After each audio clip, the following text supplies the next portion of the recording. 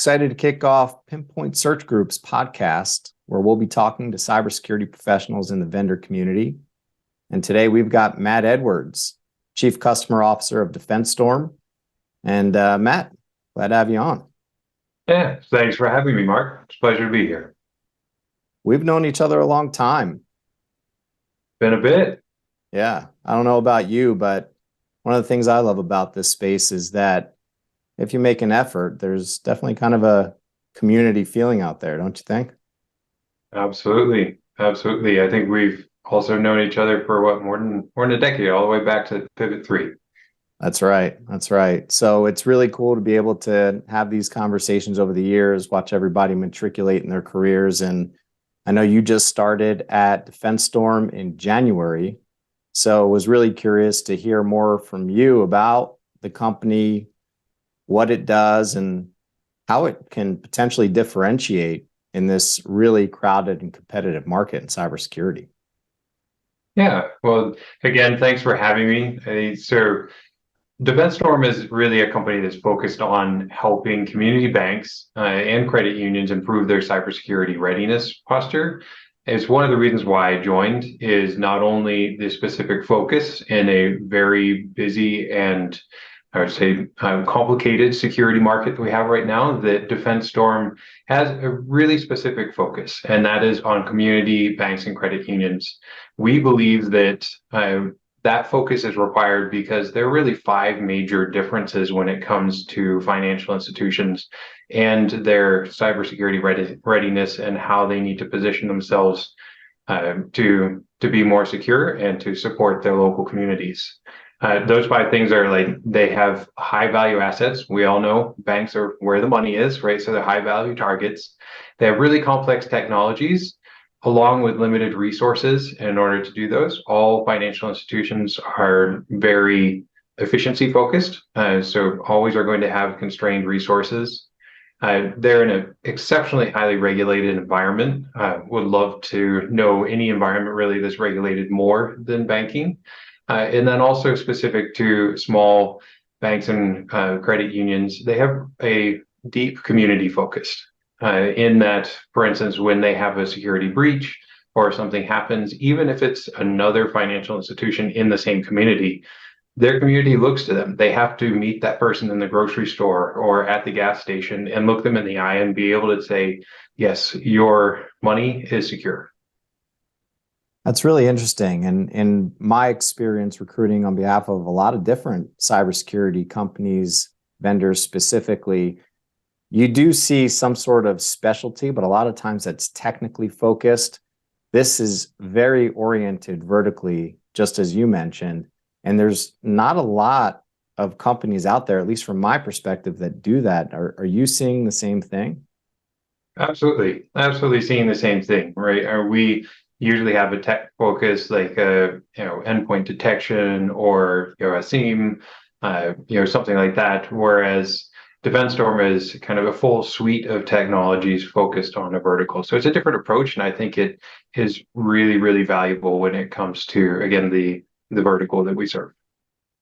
So you've been on about 6 months. You're the Chief Customer Officer. Tell people who might be watching this that are wondering, what is a Chief Customer Officer? What is the focus? What is your role within the organization?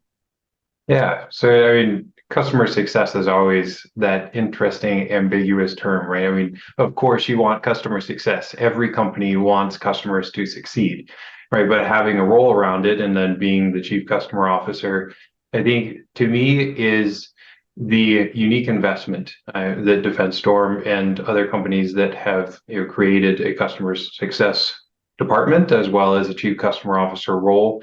It's really just pinpointing the importance of knowing the customer and working with our customer base in order to make sure that they're successful. So that is my primary role here, is to make sure that our customers are overwhelmingly happy with their purchase and get the maximum value out of that. And in order to do that, we have to have really deep relationships with them. So I was brought on with kind of wanting to continue the success that DefenseStorm has had so far. So as a small company, when you have a few clients, right, it's easy to have that really personalized, in-depth relationship with our clients.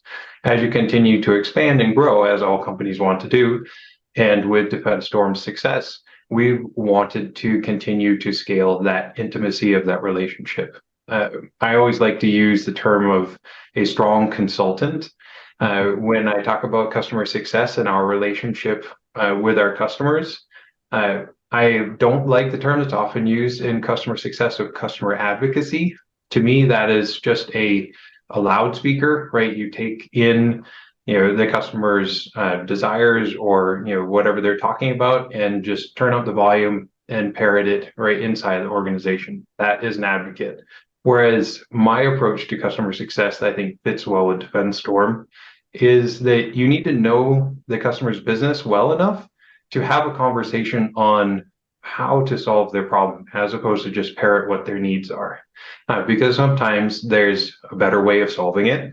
You also can assimilate all of the information that you work with, as a customer success professional. So say, hundreds of clients of information and best practice, and then you can help guide a customer through that journey in order to be more successful as opposed to just accomplish what that immediate need is. So that's kind of the strong part, pushing back and having a two-way conversation with customers to make sure that you are helping guide them on their success and being a consultant, as opposed to just being someone that is, increasing the volume on the customer requests. In customer success, right? This is, at this point, it's not new necessarily, Matt, but it's definitely a newer function when it comes to what we do in the technology marketplace. And my perspective, and I'll ask you to correct me if I'm wrong, is that the need for customer success probably really started presenting itself when organizations started moving to that SaaS and ARR, or I should just say maybe recurring revenue model. Is that how you would see it? Is that why customer success, at least from the business standpoint, is important? That is definitely the genesis, right? So I think that the genesis, as you mentioned, right, the famous example, right, is Salesforce, having to have a meeting where they're saying like, hey, we're growing and we're growing our top line really, really well, but we're essentially stagnating because we have the leaky bucket problem, right? We were losing as many customers as we're gaining. Yes, we're growing and we're gaining new customers every day. We're also losing them. And with the SaaS model, right, it's easier for our customers to transition from one particular product to the other, right? The idea of shelfware, I think, is kind of not as relevant anymore, because if you don't use it, it's very easy to move on and to ditch it or to move to something that you actually are going to use. And so the balance of power per se has shifted to the consumer, and that ease of transition rate has created really the situation where you need to ensure that your customers are actually getting value out of your product in order to retain them and continue to expand your business with them. So therefore, the genesis of a specific department focused on those goals. I am a customer success professional and lifetime customer success professional that also believes that CS is not always necessary. Yes, it is definitely beneficial. Obviously, I'm a huge advocate of it, being in the position I am. But also some companies don't need it. It is specific to on the complexity of the product, of how your customers are getting value. And for instance, a lot of B2C companies, I don't believe you really need customer success as much as some more complex B2B solutions. And again, it's all based on how you are trying to help your customers make sure that they get the value that they originally are expecting when they make the purchase, and continuing to expand that value. So the baseline is making sure that they're happy, right? It's often used like where customer success is customer happiness. That kind of baseline. What you really want is you want your customers to be referenceable, right? And so that they are actually people that are so happy, so overwhelmingly satisfied with the product, the ROI, the value that they're getting, that they are actively recruiting other prospects and customers to you. And that really gets into kind of my perspective on whether CS should be revenue owning or not, which is a big topic of debate right now in the CS community. I am very much towards the revenue owning part of that, because I think that is crucial to make sure that CS is positioned properly within an organization, and that they are, it's a different type of sale, right? But your objective is to make sure that your customer is, again, getting value out of what they sold. And then naturally, you would want to expand that success into other products. And so you become that trusted, consultant again, for the customer, and make sure that they can get the value of what they purchased. And if they have another problem that comes up, they look to you to figure out how to solve that. So you brought up a couple of interesting points that I want to unpack here, Matt. So we'll start with the latter one, the revenue owning portion of it. I've got to imagine at certain points in time, there may be some sort of friction or conflict with the sales organizations. Am I right there? Of course, always, right? There's a classic saying of you don't want to have two sales teams, right? So no, absolutely. So it is part of, again, is part of an organizational structure, but it's also part of the culture within a company that allows two revenue generating functions to exist and be successful together. Obviously, there's always conflict when there's handoffs between different teams. The same with customer success and customer support or engineering, right? There's a classic tension there around who owns helping the customer, where the ultimate responsibility lies on conflicting priorities, right? For instance, from an engineering perspective, are you working on new product, or are you solving the problems with your existing product? For customer success, are you supporting your product? Are you helping, making sure that the value is delivered? Right? Where are you spending your time from sales? Is it new business? Is it existing business and expansion?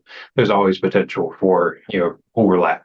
But I think done correctly and having the end goal as an organization. So this goes back to the culture of the organization, which is one of the reasons why I joined DefenseStorm, is that we often use the saying that we have a community of trust, in that we're all in this together, and it extends not only our organization, but also to our customer base, and that we are here to be successful together. And I think that's another thing that's unique about the financial vertical that I found from a customer perspective, is that people are more willing to really approach it in a community first solution or viewpoint, because they really view that if one financial institution gets attacked or has a breach, it impacts everyone, right? As opposed to in some other industries, it's isolated. If one person gets breached, then that's their problem. Whereas in a financial institution, again, going back to the community reputation piece that is unique to the financial institutions. We have lots of recent examples, right? If a major bank gets breached, that's national news, and everyone is thinking about, okay, is my money safe? I want to be able to go to that person that I know, that community bank that I have a personal relationship with, and I need reassurance that my money and my assets are safe. Well, I think the cybersecurity community had its own little, community experience with a bank as well. So I can absolutely relate to that and some of the frustration and trepidation that I was hearing in the marketplace when that occurred. So Absolutely. I think everybody listening to this is going to be able to, at least to some extent, relate to it. The other component I wanted to unpack is, with CS being such a broad role, you mentioned that some companies just don't need it. You primarily referenced the B2C organizations maybe not needing customer success as much, but are there any examples, at least in your opinion, where SaaS cybersecurity organization focused on recurring revenue models would not want to implement a customer success component to their business? Yeah, so let me, I guess, unpack a little bit of the overall perspective that I have on customer success and where it's needed and where it's helpful or not. Really, it comes down to customer success is not just a function, right? Ultimately, the success of your customer base is a company initiative, right? And so each company has to do that differently. One of the best ways to help your customers be successful is to make your product as easy to use as possible and to extract value from, right? So that's kind of the start. But again, there are different environments. Our particular offering at DefenseStorm, I think, is one of them, where the complexity of how to use that solution is also best extracted from the overall community, which you can use the customer success department to extrapolate best practices from dealing with hundreds of customers into how does an individual customer utilize that particular product or variation of products to fit their needs, right? So customer success is part of that translation engine. If you don't have to have that translation, right, it's a more simplistic product, then I think that you can, again, you can help the customers be successful without needing to have that overall guidance. There's a lot of product-led companies that have started off without needing customer success, but have moved into needing customer success as they become more complex, more broad-reaching, from a solutions perspective. So I don't have a name that I would, volunteer as far as like what particular company I think doesn't need customer success, but I think that when you're evaluating where does customer success fit in your organization, it has to make sense from an ROI perspective, right? Which is also part of why I feel like it needs to be revenue owning, is ultimately any organization needs to make sure that it is beneficial to the overall company strategy. There's lots of ways to solve for making sure that customers are successful. CS is one of them, and I believe very strongly that when done, at its best, I think in organizations, CS is part of an overall strategy. It is not the end all be all of revenue retention, which I think is part of where some, especially early companies that I consult with, kind of get kind of stumble a little bit when they start to implement CS. Is, for instance, the classic is, I have a churn problem, so I'm going to go hire a head of customer success to solve the churn problem, and all of a sudden the churn problem is going to go away. Well, yes, they can help, right? Part of our function is to identify the pain points of where customers need to extract some value, where they can't, or whether they're struggling. Onboarding is probably the best example. So there's a kind of unwritten rule in CS that the first 90 days of onboarding or your use of a particular feature or platform, so the customer's use, if you do not have past 80% adoption, they're likely to churn. So again, you need to get value quickly. You need to have those good wins. So you set a base for the customer to extract value over time and truly, feel that investment was worthwhile. That may not always be possible, right? With especially, early companies, and, just having a CS team in there helping a customer navigate, not ultimately going to help them extract value. Is going to give them, a better relationship with someone within your organization, but ultimately may not actually solve the ROI and the value problem in the end. So it has to be a full company initiative. And that is part of what I look for when I join an organization is, are they just trying to look for this as an end all be all solution, or is this part of an overall strategy of serving their customers? And it's the latter that I truly feel is the way to be successful with customer success. It is part of an overall strategy and can help be your guide, but is not the end solution. So is there a specific period of time in a technology company's maturity where you would say, all right, now you need to implement it? Or would you say that it's going to vary depending on every specific company, what they do, etc.? Yeah, so I'm unfortunately going to give the answer that is not super specific, which is, of course, it's going to vary, right? So when I describe customer success, I'd say like 70% is standard, right? You always want to make sure your customer is successful. You want to make sure onboarding, right? Your time to value is as short as possible, right? So customer success can help there.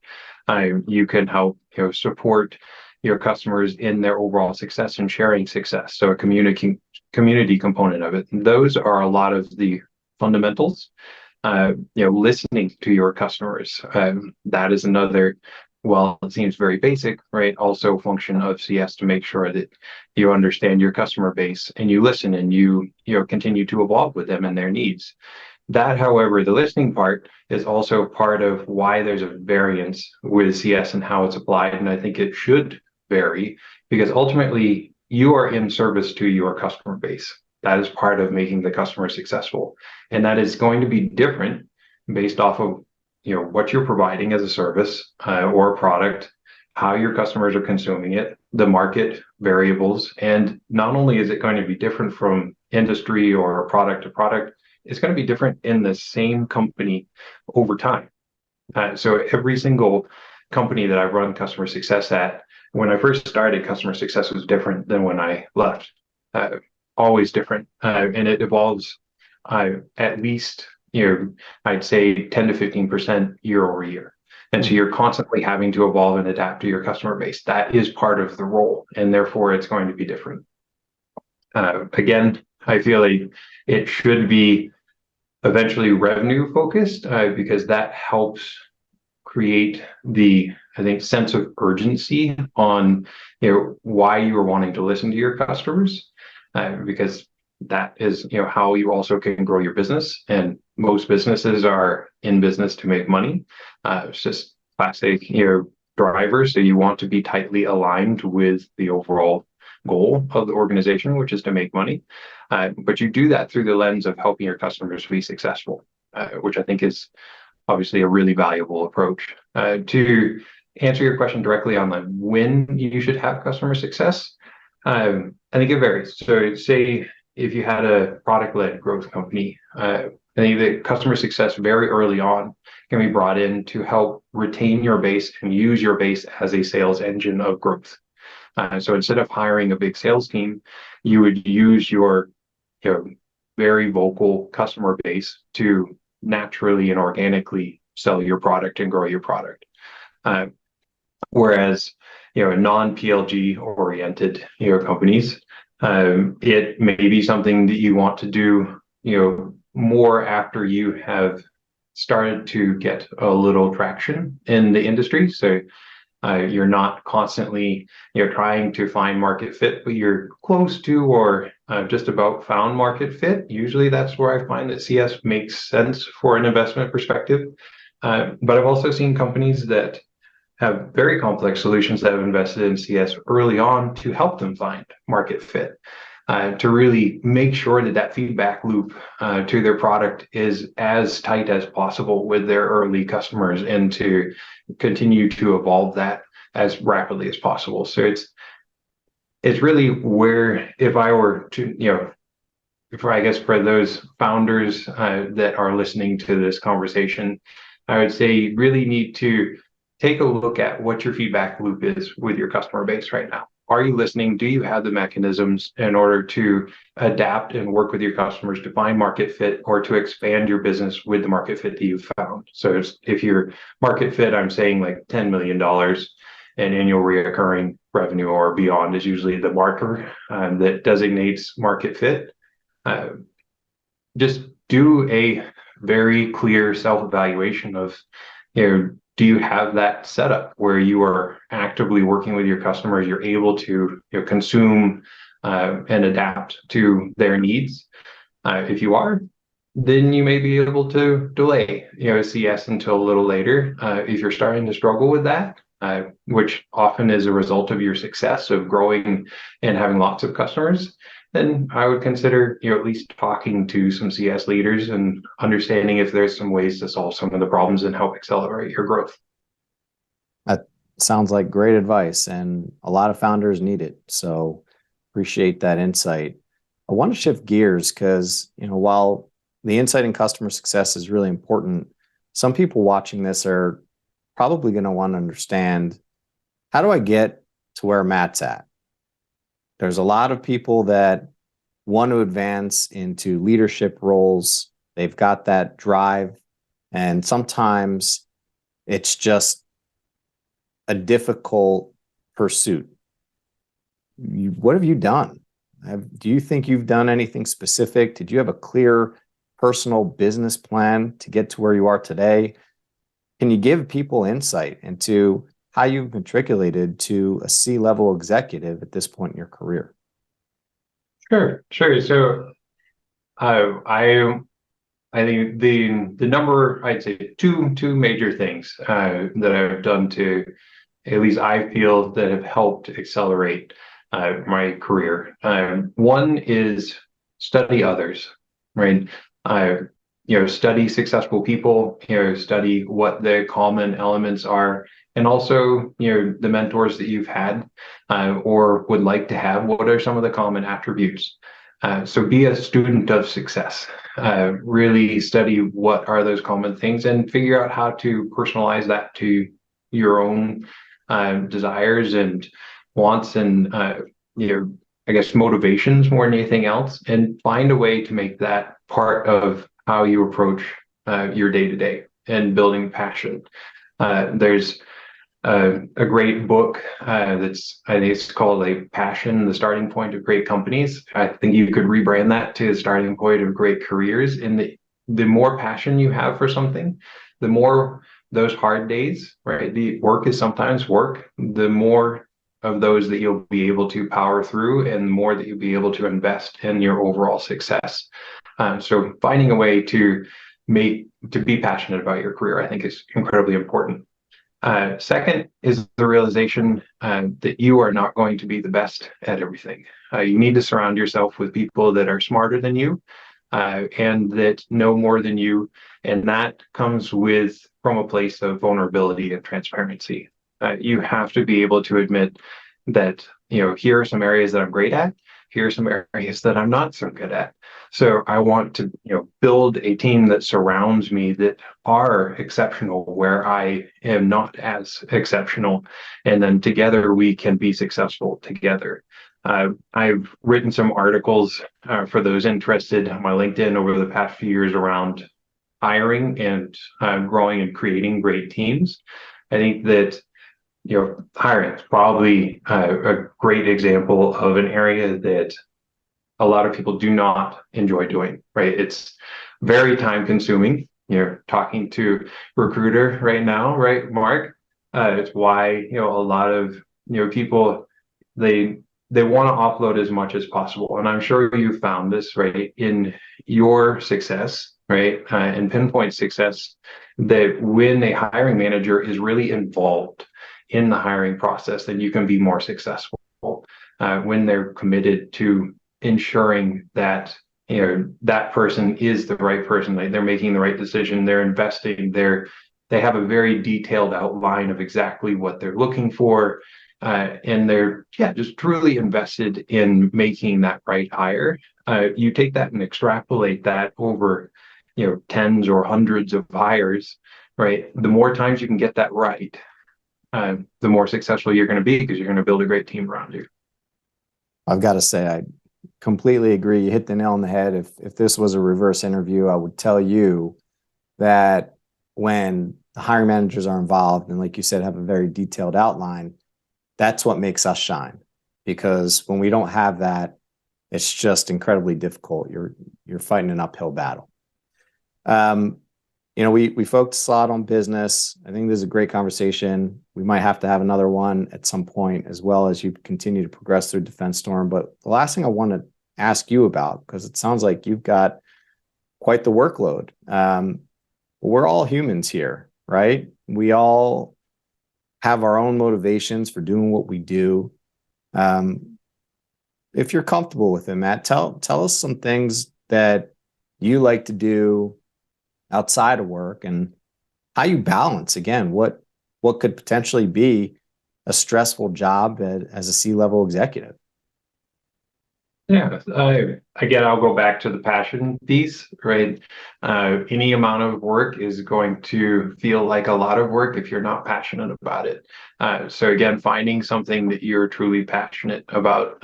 For me, CS fits really well, and it's kind of followed my career progression as I love to learn about people and how the technology needs that they have and how to try to mesh those two so that they can be as successful as possible. I love helping people also, and so like building teams and making sure that my team is successful gives me joy, right? And it's part of what I'm passionate about.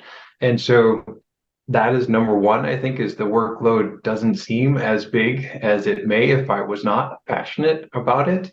But I know you're not talking about that specifically outside of work. Well, that's important I'm though. a It is, right? You have, if you're not happy with what you're doing, you're going to feel overwhelmed. So I think that's a good point, but but yeah, yeah, I didn't I'm a want to cut you off, but I think that is an important point here.